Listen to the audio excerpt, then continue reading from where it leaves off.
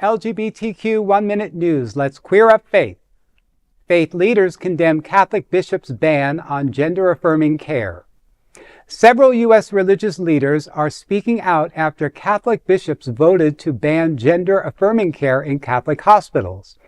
The updated directives cite early Vatican and 2023 teachings stating, quote, Catholic healthcare services must not perform interventions that aim to transform the sexual characteristics of a human body, end quote.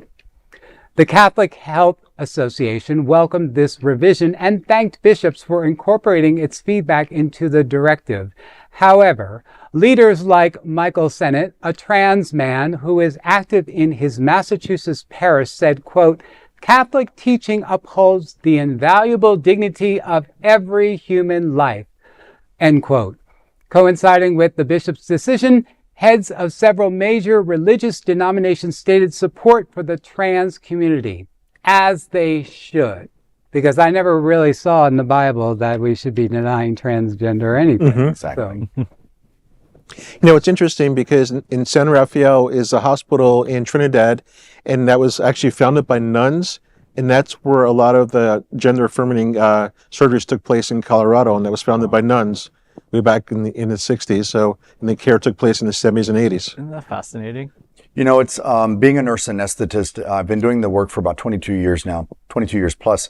And what I know is, what I think is, the Catholics are refusing to transform the sexual characteristics of the human body, but they'll gladly provide care to a child who is shorter than average, which is interesting. They'll inject them with hormones. They will break the legs. They will attach lengthening devices to those legs. Per the parents, they'll extend the height of that child, and they will grow them to ungodly heights.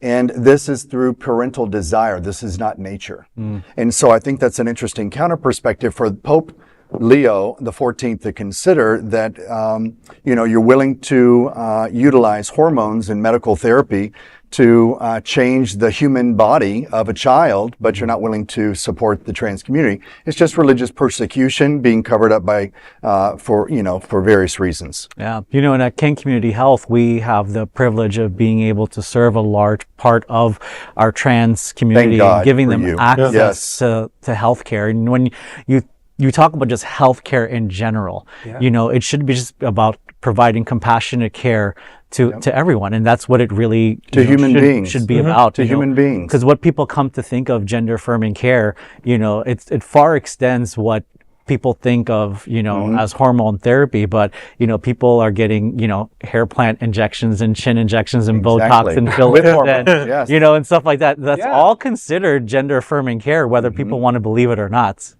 That's absolutely right. And that is the LGBTQ 1 Minute News Story. There is no other queer nonprofit media platform like this in the entire world. Support our LGBTQ stories by sharing them and subscribing to Queer News Tonight.